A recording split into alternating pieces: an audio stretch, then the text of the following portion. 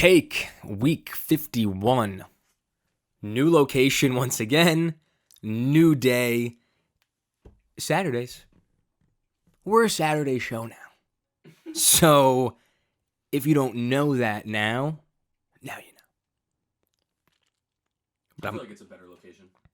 I think this spot's perfect. Yeah. I mean,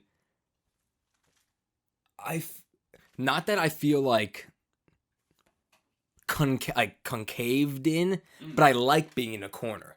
Yeah. You know what I'm saying? Like, better. it kind of just like looks like I'm in a smaller spot and just like everything is here and it's filled in like on camera. So I think that looks really freaking good. Your own little studio. This is it. So we went from Christian's, a vacant room that now Chris is back in, to Christian's room yesterday, now down to Christian's basement. Here. It's a perfect little thing. But wild enough that our first Saturday show is on September 11th, and it is the 20th anniversary of 9/11. And not that, it's more of a sports show, but also 9/11 is probably one of like the more impactful things. And I think baseball, when the Twin Towers were attacked in 2001, baseball kind of was a huge healing event. A lot like people that remember that day vividly know that Braves Mets game when they played, 10 days later at Shea Stadium. Mike Piazza hits the game-winning home run, probably the most iconic home run that Piazza's ever hit in his career. He's got over 400 home runs in his career, one of the best hitting catchers ever, and that's the one he's remembered for. And Mike, being Mike, he's like, if I'm remembered for that one forever, it's one of the greatest kind of things to be remembered for. And my dad and I were watching like a documentary on MLB Network, and it was like some of the Braves players, Mets players just talking about that day, and like they lined up on the field and after the national anthem, and when the flag was out and the guns went off, the Braves and Met players came in and they embraced each other, they hugged each other. The environment was amazing there, and kind of that they knew that this game was more than a game at that time, something that really were bringing people together. And I feel that in the last year and a half being in a pandemic and it's affected a lot of people, I think the people that remember this event, 9/11 is the event in history in the United States, and especially for New Yorkers, that is always going to kind of be probably the most impactful for them. And for us, it's hard to, I guess, deep dive into anything just because, like, I don't remember that day. I just remember coming home early from preschool. Like, I think the only thing I can recall is, like, I remember going home from preschool. Like, I remember getting picked up. Yeah. I remember standing in my kitchen, and my parents were like, because my dad had just come back from work or something, and my parents were like chatting. And it's all a blur. Yeah, and I think I got picked up from like one of my mom's friends, and because my dad was working in the city, and I think it wasn't until like my dad called my mom and was like, "Hey, I'm on a train home," that we were able to like exhale. And I think for me, like 9/11, like for play is a big day for my family, just because one of my mom's good friends, her husband actually passed away in the towers, and every year we do a little like remembrance at the Kensko Dam at the Rising, send up balloons, and we do that. So definitely, since as long as I can remember, definitely has some sort of like personal connection with me, knowing I have like family friends that were greatly impacted by it, and it's 20 years. I mean, that's a crazy and like anniversary in terms of dates. I mean, now you're looking at kids that might have lost parents who are in college now, and they're still trying to kind of understand it, and they're like adults now, and they're truly grasping like what even in high school for them, probably just kind of just grasping what the event was, like how, like, yeah, just super, super sad. And for textbooks now too. Right, it's something you could study without a doubt. Yeah. And see how time passes. Right, and for us being in that ground of like being alive during it, but obviously not knowing, but knowing that it was a big event for us. And that's a big reason. I think that's a big reason why the Mets and Yankees played the second Subway Series this weekend, and the Mets won 10-3 last night. But for both New York teams to be playing each other on this weekend, on this anniversary, I think is a very big deal. And yes, the Yankees and Mets, Yanks are doing well. You know, wherever the teams are, like this is going to be like today is going to be like an insane night at Citi Field. And just going back to that game in 2001 when the Braves and the Mets play at Shea, it means a lot to New Yorkers when it comes to watching baseball being played. And Mets are gonna. I don't know if the Yankees are, but I know the Mets are wearing like NYPD, FDNY hats, and instead of the script Mets across that they usually wear for home games, they're gonna wear their away New York block letters in like the snow white uniforms, drop shadow uniforms that the 2001 Met team wore. And it's like that drop shadow look, New York, name, number on the back. The Met logo patch. I'm trying to see if it's on. It's not even on that jersey. Kind of like Mr. Met. It's gonna have this. It's gonna have that, the circle New York Met logo, with like the skyline. You see that? A little bit. Okay. That's all good. And then it has the 9/11/01 on the other sleeve. So those unis are going to be great. I think for me it sucked. I mean, I get it. It's like a national game on Fox today. I just hate that like the guys that call New York sports, like Gary, Keith, and Ron, even like Michael K, David Cohn, and Paulie for the Yanks, they don't even get to call this game. And I know for them, like firsthand, super important. Like Gary Cohn was the radio voice of the Mets back then, so he called that game, that Braves Mets game. But I understand, like obviously, the national game and like the reason for it, so everyone can watch it. It's gonna be a 7:45 start on Fox. Pre-game ceremonies, I'm sure, are gonna be phenomenal, incredible. But I feel like that's kind of like the only important thing that's going on in baseball right now. I know that we're in like a stretch, but being in New York, I mean, this weekend's important, super important, and 20 years later, it's still an event that you'll never forget, and we will never forget the lives that were lost during that attack. For the Mets and Yanks, though, 2 more games to play tonight, Fox, and then tomorrow night ESPN game. Mets take a 10-3 victory last night. Yanks probably played the worst game I've ever seen a baseball team play last night. Like insanely poor. Like 2-3 errors. Yanks gave the Mets like 4 runs in that second inning. First inning, never saw this thing happen in my life. VR trying to score on a Baez single into left. Gallo throws a seed, one hopper to Gary Sanchez. And Christian, when I tell you like VR is like halfway down the third base line when Gary catches the ball. So I'm waiting for you. Like you're dead. VR comes in and like he like pulls up to like be like, yeah, like I'm out. Like I'm not even gonna slide. Gary like takes a step back with his right leg. The plate is now open. And VR's like, what the So he, no joke, like he's like about to slow down, and then all of a sudden he just like drops down to a slide, gets his foot in. Gary tags him on the helmet. He was originally called out.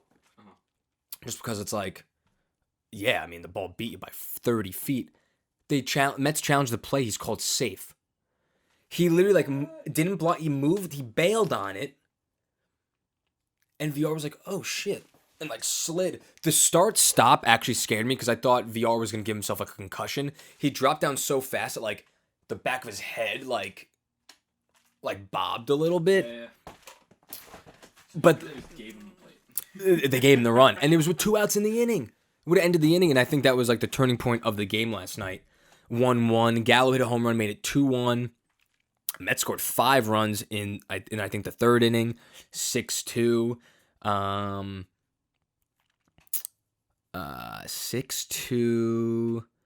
Lindor homered, made it 7-2, I think. Gift run, and then 2 more gift runs that made it 10-2. Glaber, easy double play, and just absolutely airmailed it over Rizzo, and 2 runs scored, made it 10-2, and then Rizzo hit a little solo home run in the ninth, 10-3. But that was the game. Yanks lose 7 in a row now. In trouble. Mets 71-71. They remain 5 out of the division, and I believe it's still 5 out of the wild card. But hey, they still got meaningful games to play. But man, the Yanks are just teeter-totter, not good right now. So Mets 5 out of the division, 4 out of the wild card now. With more teams to jump, Yanks now with 7 losses in a row. I mean, they win a week ago, 2 weeks ago, 13 wins in a row. I was talking about how it was the Yankees are, finally they got things going. Now they're 2-11 in their last 13 games. And they currently are now the second wild card, a game behind Boston, only a half game up on Toronto, and a game up on Oakland and Seattle. I would say now, I guess shifting more of what happened this week, I mean, it was the most embarrassing 4-game sweep that I think the Yankees have ever encountered. Toronto went into New York, and the Blue Jays are good. They're a good team. They're a very good team, and you knew that second half, trade deadline moves. Robbie Ray has been fantastic for them the whole season. But the moves that they made and the guys that they signed coming in with Simeon and Springer's been good when he hasn't been hurt. Guerrero having a possible Triple Crown season. I mean, the whole it's just, the lineup is just, it's unforgiving. It's fantastic. And no, now they're right next to the Yanks now.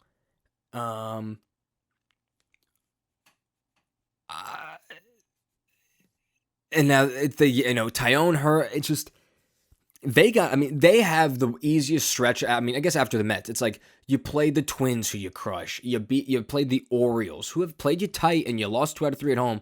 But I mean, you gotta take 2 out of 3 or sweep that series. They're playing the weaker part of their schedule. That's the good part. And now, the division's not even, Tampa Bay is running away with that thing. I think the Yanks are 10 out from Tampa Bay now. And a game behind Boston, and a half game out up, and only a game out on 3 other teams. I mean, you just got to play better. It's simple. I mean, this team is not hitting. They're pitching terribly now. And their defense is just one of the biggest strokes of a defensive team I've seen. I mean, the infield was just an absolute mess last night.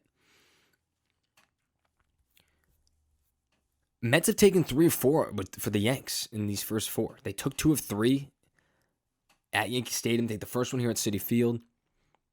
And now they sit at 71-71. And so they're 5 out on the division and 4 out on the wild card. What's crazy to me is that the wild card now is probably the easier or the road to the playoffs right now. So, if the Mets do make the second wild card and they go into a 1 game against the Dodgers, great. You lose that game or whatever. But yeah, you made it. The Braves do not lose to bad teams. So that's the whole thing, is that for the division, I don't see the Braves losing more than 8 games the rest of the way in the next 22. I think they're going to just go like they could easily go like 15-5 over the last 20 and just like wrap up the division, call it a day. Now their Mets are half game behind Philly for second place in the East, but jumping them. And now Cincinnati and San Diego are now tied for that second wild card spot. But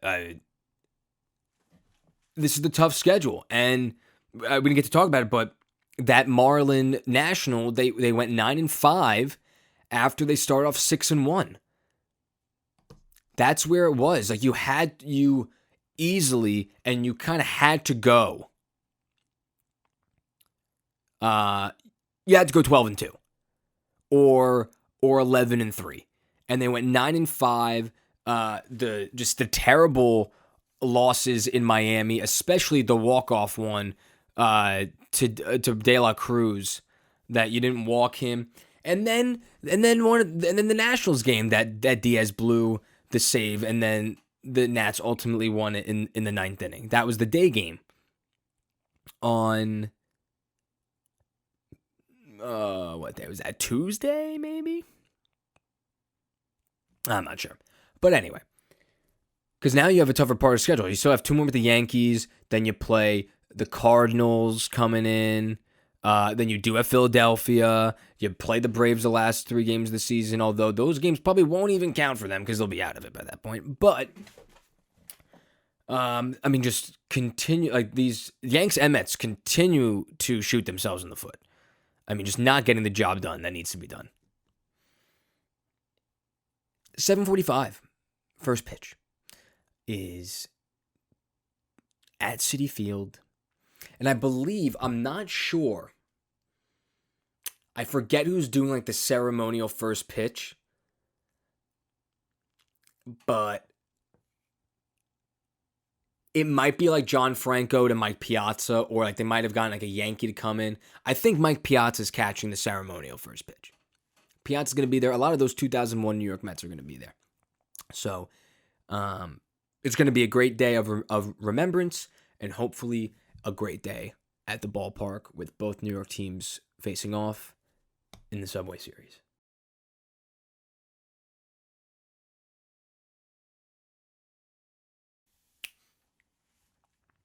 It's back.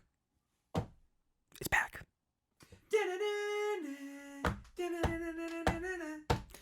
Dun, dun, dun, dun, dun, dun, the NFL is back. NFL is back, and it kicked off Thursday night.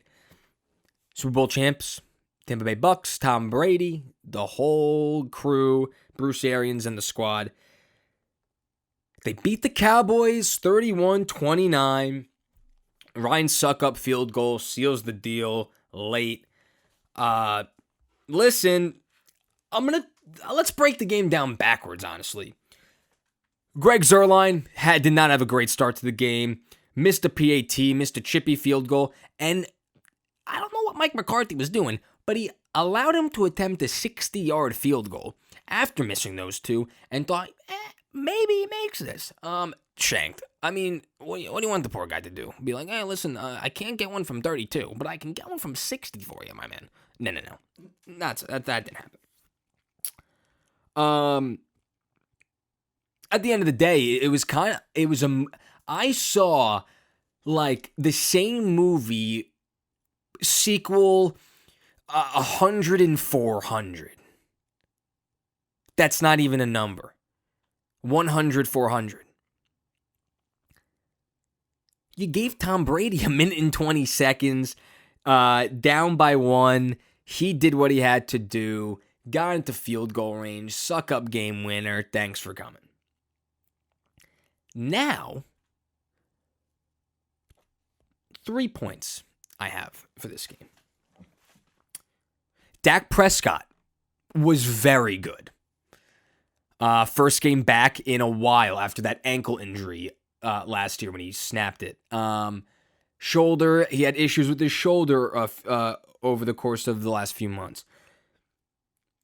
He was 42 of 58, 403 yards, 3 tutties, 1 INT, and the 1 INT was a throw that he perfectly placed into CeeDee Lamb's hand, and he missed it.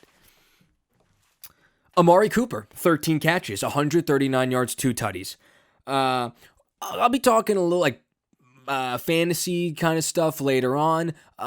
Amari Cooper is probably like, I think he's going to be a top 3 fantasy receiver this year.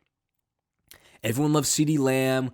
He had a great breakout rookie year. People forget how good Amari Cooper is. He was phenomenal on Thursday. 2 touchdowns. The second one was an incredible catch. Third point on Dallas.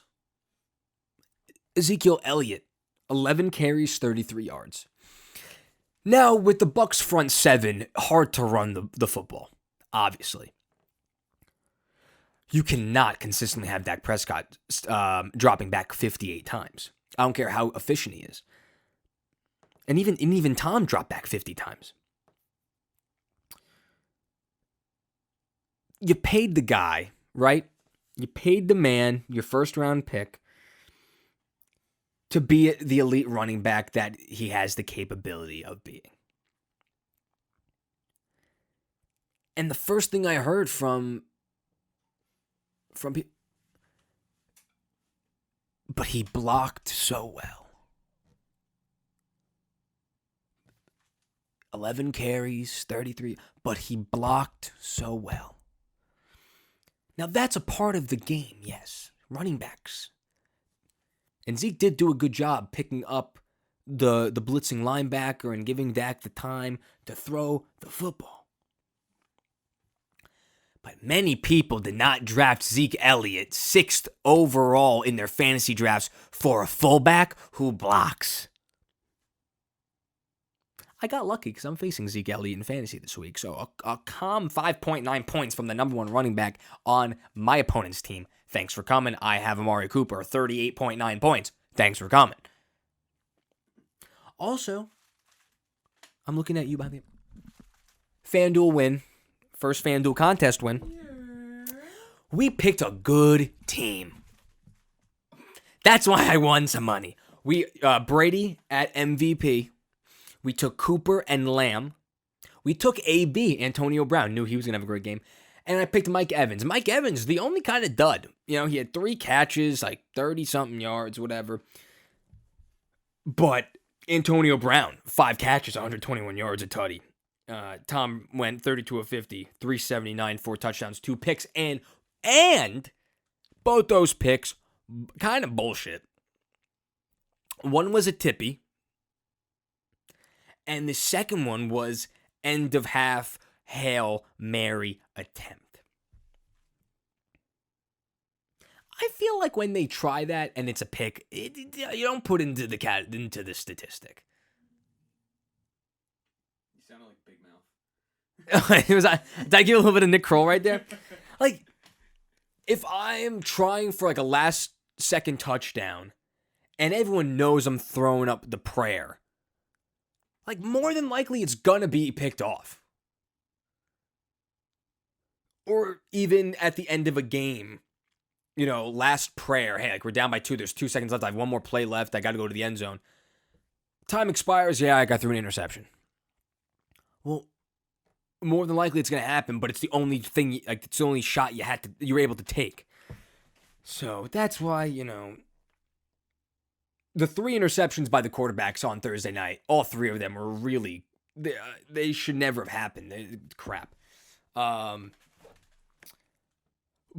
Phenomenal game, though. You know, came down the last minute and 20. Dallas does look like a very good team. And, of course, you have a competent quarterback in Dak Prescott that you hope starts every game this year. Mike McCarthy still, to me, is not a good coach. But the defense did play better. They had the historically terrible fucking defense last season. Dallas, they stunk every single time. Didn't matter how many points they scored. They stunk on the defensive side of the ball. And with Dan Quinn now at defensive coordinator, maybe a little change to that. But Kellen Moore, offensive coordinator for Dallas, he had Dak going, doing all the right things. All the receivers got into play. Mike Gallup hurt, though. Calf strain. He's going to be out week 2. So look for more. Obviously, you can't ask anything more from Cooper, but that means that you're going to have Amari Cooper, CeeDee Lamb, and I bet tight ends and Jarwin and Schultz, they get more looks in the middle of the field. Cowboys got a really good offense. They got good players, and same with Brady. Bucks, last year they didn't really get going. The bike didn't. You had to put the oil in there. Things didn't really get going until about like week 6. Week 1, they looked in sync offensively. The entire offense, the receiving core, Brown, Godwin, Evans, Gronkowski had a phenomenal game. Tom just knows who his weapons are, trusts all of them, and they're going to win a lot of games this year. They got to be like a floor of like 12 wins this season, especially with 17 games this year. Of a floor, 12 wins, without a doubt. Tom just did it again. Another comeback win. It's a movie I watch every week, and I just can't get enough of it. I like rewatching TV series, but I don't like rewatching a lot of movies. So it surprises me when I continue to just rewatch Tom Brady get comeback win after comeback win after comeback win. And with Thursday night's game, Cowboys. This was a big line. They covered. They kept the game close, and so I haven't been betting. I'm just going to do what we've done in the past, like we did last year, points against the spread, or picks against the spread.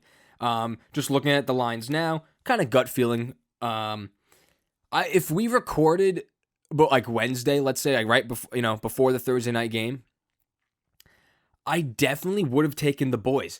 Dude, the Bucks big line, I think it got all the way up to like minus like 9.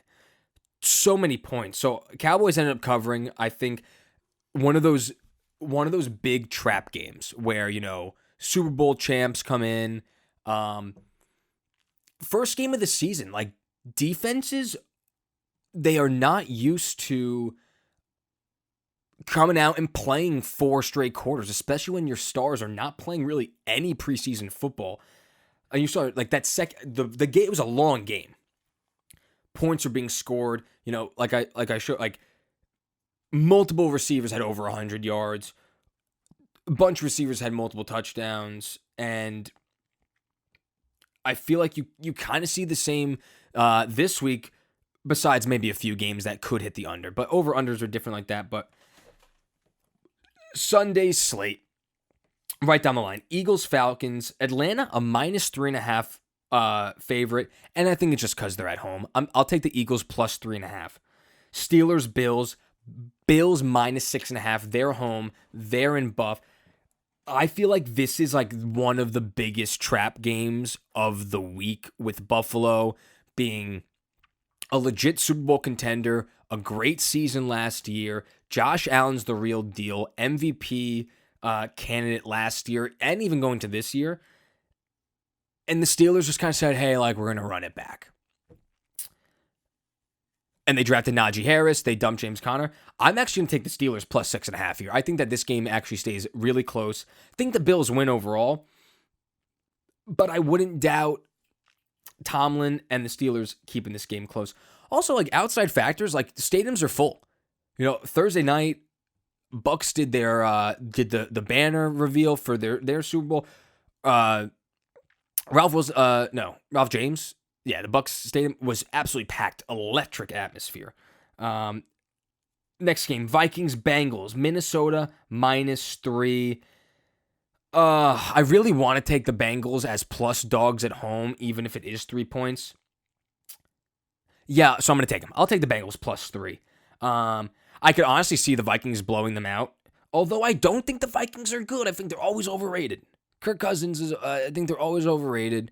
But again, offense is still like pretty legit when you have Dalvin Cook at the running back position. You got guys like Thielen and Justin Jefferson. Christian, I'm flipping. I'm going to take the Vikings -3. Ooh. But I say Joe Burrow's back, upgraded offensive line. He's got a ton more weapons. Mixon's there. They got Jamar Chase, Tyler Boyd. They got good receivers. I'm gonna go with the Vikings though. Niners Lions. Niners are a -8.5 favorite. The Lions kind of stink, and they're a plus. That's like home dogs. That's more than a touchdown dog at home. So you think, let's take the Lions. And even even having Goff, you traded Stafford. The Lions, I think, are going to be so bad. But this is Campbell's first game coaching. They're at home, riling them up. I'm going to take the Lions +8.5. Cardinals Titans. This is going to be. I think this is going to be one of the best games of the week. You have a great Titans team. Tannehill, Derrick Henry, just solid pieces and a solid defense. And then you got the Cardinals. Kyler Murray, Hopkins in there. Oh, this is Tennessee -3 just for being home, unless this would be kind of even odds. I'll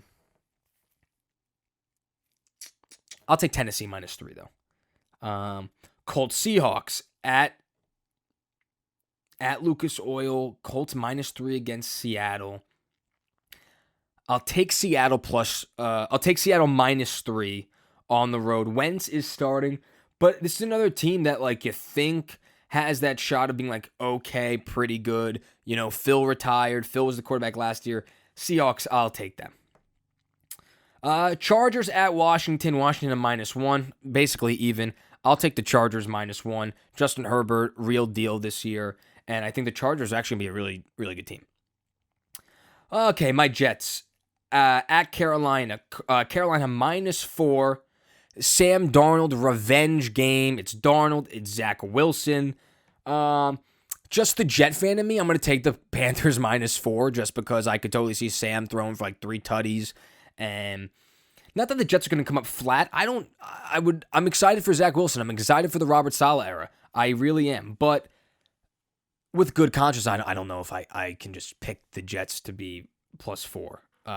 So I'll take the Panthers. Last 1 o'clock game, Texans-Jags. Both teams stink. Although Trevor Lawrence, Urban Meyer, here we go. The new era in Jacksonville.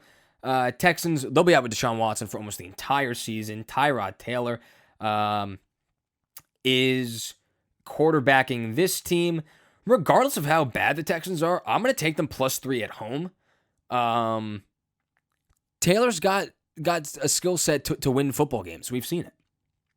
4 o'clock game. Browns-Chiefs. Chiefs -5.5. I'm taking Cleveland. Road dog.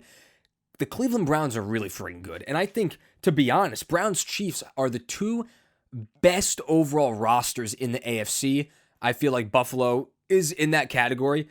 But, dude, the Browns are legit. And I have them winning their division over the Ravens. Even based off of all the injuries, Peters is out, Gus Edwards, Dobbins, all knee injuries, brutal. Their running game is devastated right now with Baltimore. So I like Cleveland +5.5. Dolphins, Patriots -3. This is such a toss-up because I really do want to take the Patriots, Mac Jones. But Brian Flores coaches his team really well. I'll take the Dolphins +3. Let's see what Tua does week 1.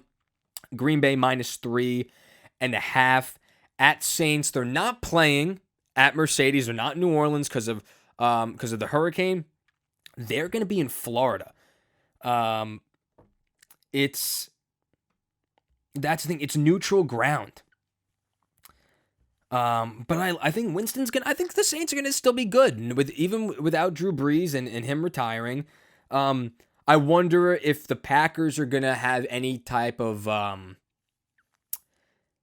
if they're gonna have any type of rust to rebuild. Rodgers, the whole drama there.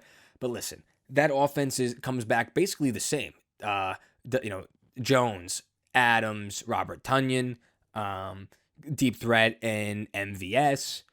Rodgers is he was an MVP last year, but I don't think he repeats what he does last year. I think he comes down to earth a little bit.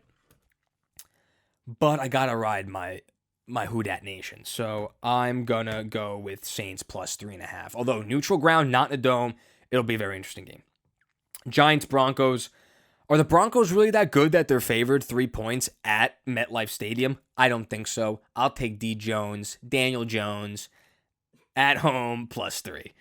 Rams Bears Sunday night.